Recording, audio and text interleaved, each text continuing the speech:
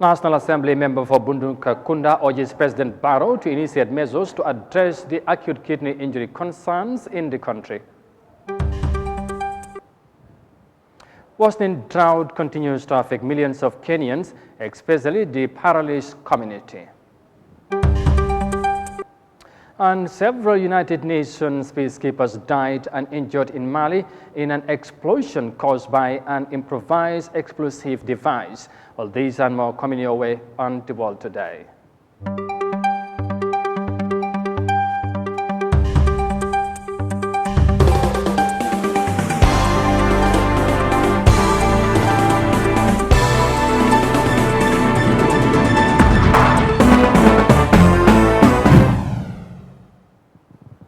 This is Eyeafrica TV and you are watching The World Today News Bulletin coming to you live from our studios in Banjul. Many thanks for joining us. I am Amadou Kante and now the news in detail. Now, the national discussion on the unfortunate acute kidney injury deaths of children due to the consumption of cough and fever syrups is still making the rounds in and outside the country. The cough and fever syrups are made in the Maiden Pharmaceutical Company in India. Gambians want their president to promptly and urgently take action to establish how the poisonous syrups made their way into the country in the first place, thus leading to the death of at least 70 innocent children. Mariama Cham reports. It is hard enough to lose a child even through natural causes, but it's even harder if such death is one that could have been prevented but for the negligence of another person. The loss of at least 70 Gambian children to the Indian-made syrups has shocked the nation to its core. In many quarters, the shock has turned to palpable anger directed towards the country's health ministry for what many see as its failure to put in the necessary monitoring measures on pharmacies in the country. Some people even went further to call for the resignation of Health Minister Dr. Ahmadulaman Samate. Now the National Assembly member for Bunuka Kunda, Honorable Yahya Jammeh, has also joined in the chorus and challenges government to be proactive in its dealings with Gambians. He takes a particular snipe at President Barrow for failing to cross-check reports and speeches given to him before coming out in the open and urged the president to ensure this tragedy does not reoccur. So this is what the president should come up with, a very strict and harsh warning to all the medicine control, whatever. So, because it shouldn't be just like they just give you information, you just come and say, tomorrow they will keep doing it. So Gambia is high time, the president, I'm appealing to him, he has to be very strong and he has to be very strict. On the question of whether heads should rule, MP Jammeh says the president should be bold enough to take the bull by the horn and let the law take its course on anyone found wanting. Already, he's the president, whether we like it or not.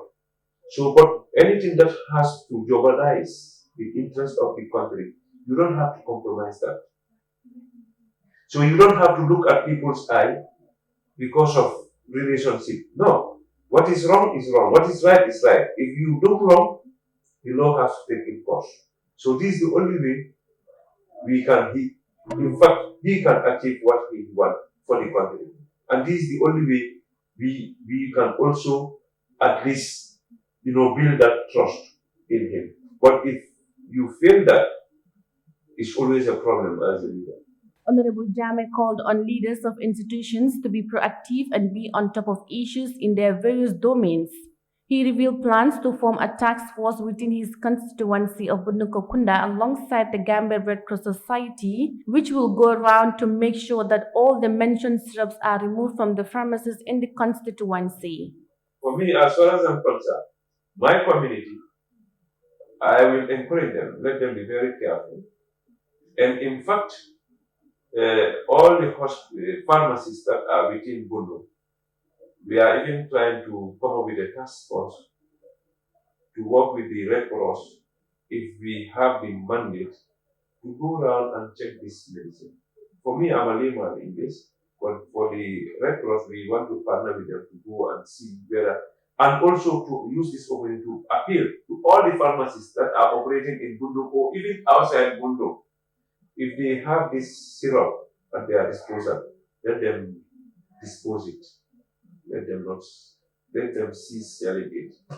The Gambia's health ministry therefore needs to swiftly put its house in order and restore people's confidence in its service delivery. One way to do that, as it is being suggested in some quarters, is a reassessment of how pharmacy licenses are obtained and the establishment of stringent controls and monitoring of all medications entering the country.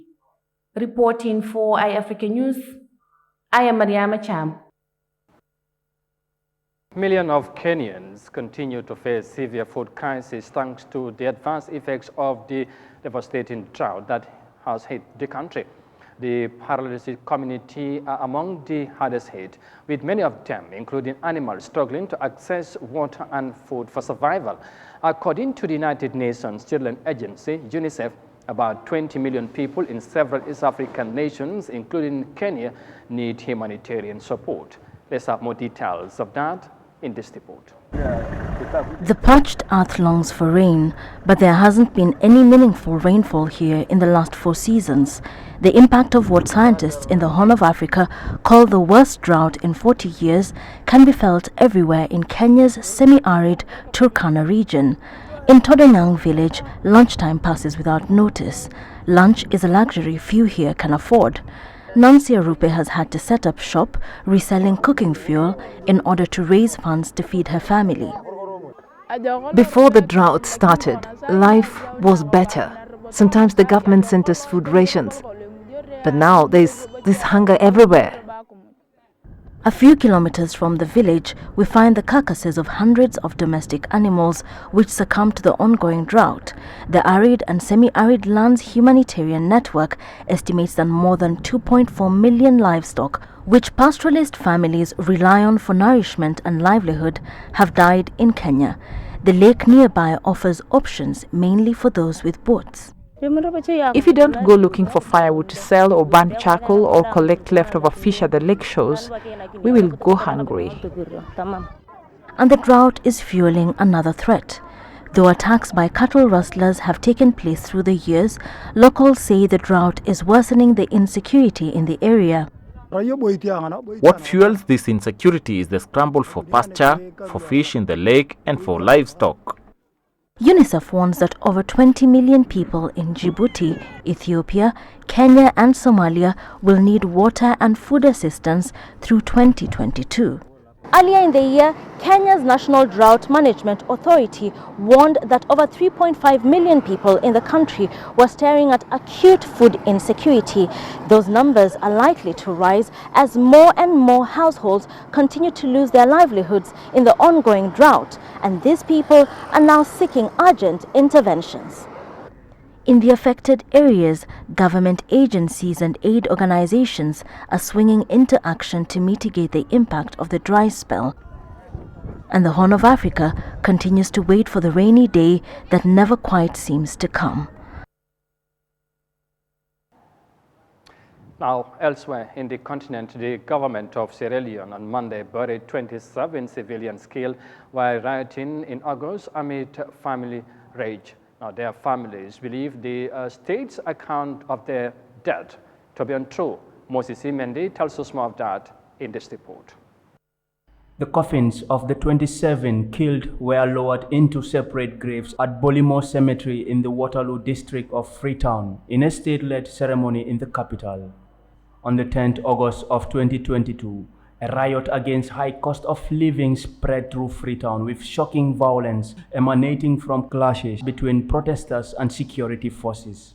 The unrest resulted in the loss of lives of several civilians and security personnel of the Sierra Leone police force. Among those killed in relation to the protests is an influencer, Hassan B. Doumbouya, popularly known as Evangelist Samson, who the police said was killed in a shootout during a raid. But his family believes the statement is untrue. The family has rejected up to $1,200 that the government had offered to help each family with the funeral. Reports claim that the state stood against a family burial, with Information and Communication Minister Mohamed Rehman Souare explaining that the state had an agreement with the families in which he will lead the ceremony for national security reasons. Civilians were killed in Makeni in the northern province and Kamakwe in the northwest province, as well as in eastern Freetown. The aftermath of the August 10 revealed the shocking reality of the scale of destruction that included several police stations that were pillaged and burned. President Julius Maada Bio, who was away on a medical trip, will later describe the protest started by the effects of the war in Ukraine as a domestic terrorism and a direct attempt to remove him from power. He blamed opposition leaders for using the youth in a bid to destabilize Sierra Leone. Moses Imendi, Eyeafrica News. And next to neighboring Ghana, because the Ghanaian authorities have attributed the country's 2022 slow economic growth to the impact of the global health crisis and the recent ongoing Ukrainian conflict. The International Monetary Fund, IMF, have since slashed its projection on Ghana's economic growth, leaving some experts worried about the prevailing economic situation. High inflation and the depreciation of the local currency are also affecting businesses in the country, despite government-initiated measures to mitigate the challenges. Here's more details of that in this report. Ghana's Statistical Service says inflation rose to nearly 38% in September, as the local currency, the cedi, continues to weaken against the US dollar. Businesses in the country are being hit hard. Importers are caught between a double whammy. In the international market, dollar prices are rising. The cost of freight is rising. And domestically, the number of cedis that you need to buy $1 is also going up. Ghana's central bank has increased its lending rate to nearly 25%, the highest in 5 years, to tame inflation. The rate hike means borrowing will become more expensive for businesses. Some economists say the government should rein in spending. Government itself should cut the size of government.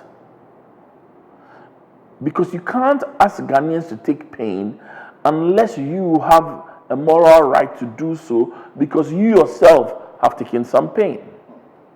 But for so long as the size of government is this big, for so long as some of us even believe that it is bloated, then it's going to be a tough one to ask Ghanaians to take pain. The government slashed wages of ministers and heads of state-owned enterprises by up to 30% in April to reduce its expenditure. The International Monetary Fund has projected Ghana's fiscal deficit to hit 9.2% of GDP by the end of the year. This is higher than the government's target of 6.6%. The government says the economy is struggling due to the disruptions caused by COVID-19 and the Russia-Ukraine conflict. That report there is coming from the Ghanaian capital, Accra, and you are watching the World Today News Bulletin coming to you live from Eyeafrica TV here in the Gambia. And of course, from that report there, we now take a break and come back shortly. Stay with us, we'll be right back.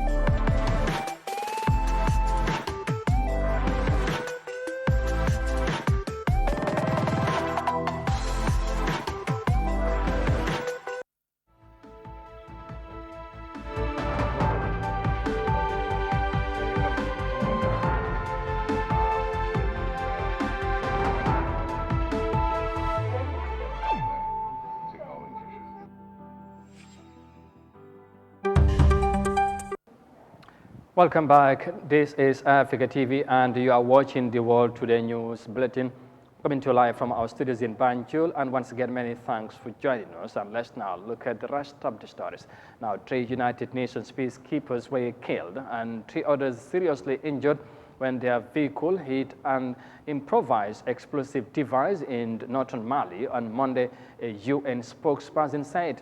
Their deaths come just one day before the UN Security Council is holding a meeting on the mission in Mali, which was the United Nations' most dangerous event before the French military pulled its remaining troops from the country in August. Here's more details of that in this report by Mariama Cham. 3 United Nations peacekeepers died on Monday when their vehicle hit an improvised explosive device in Tessalit in the Kidal region of Mali.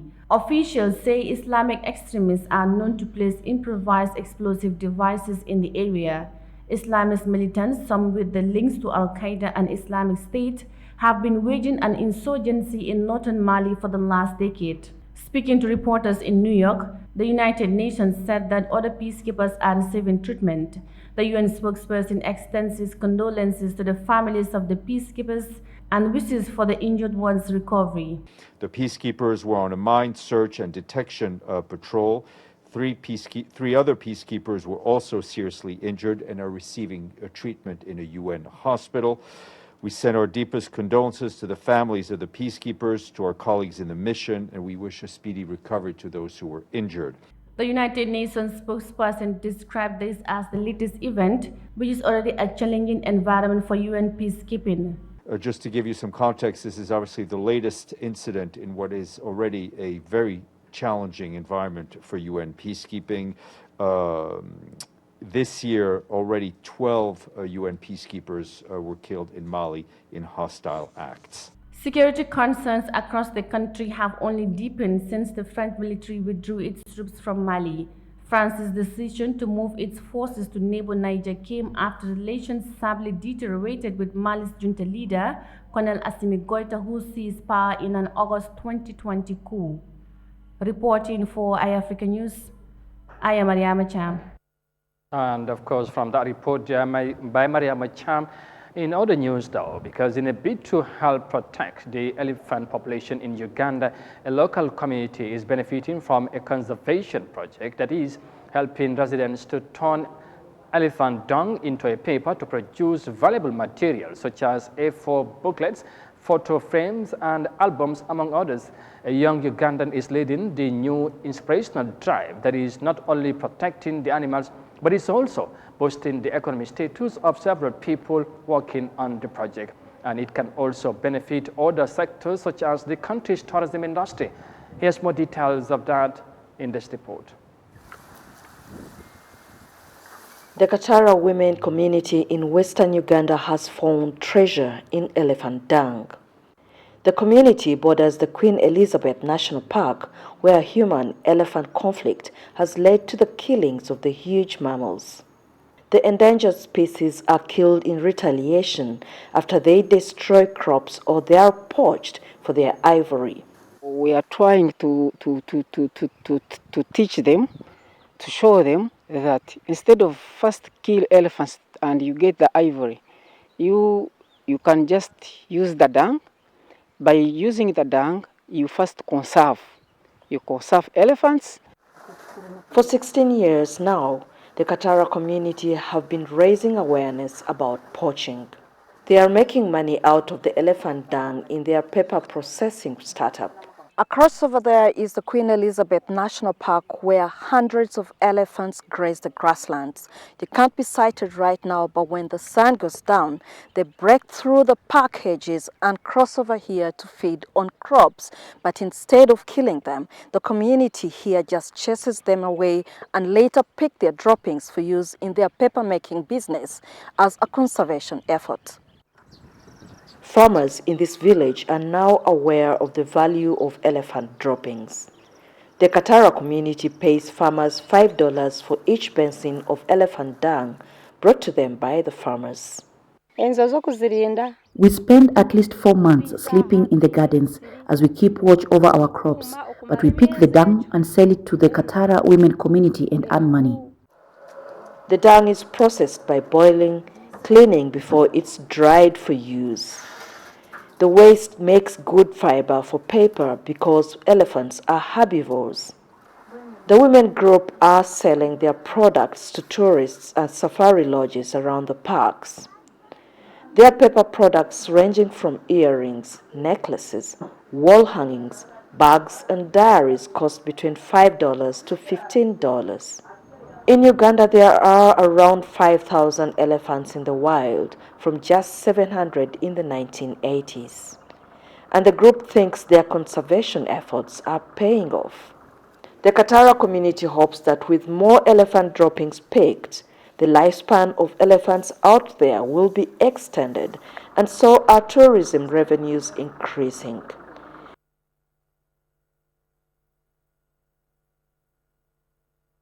And of course, that inspirational report there from Uganda, Kampala, eventually brings us to the end of this news edition.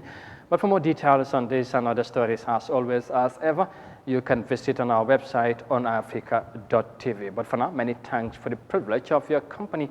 Thanks for watching. Stay safe and do have a pleasant evening.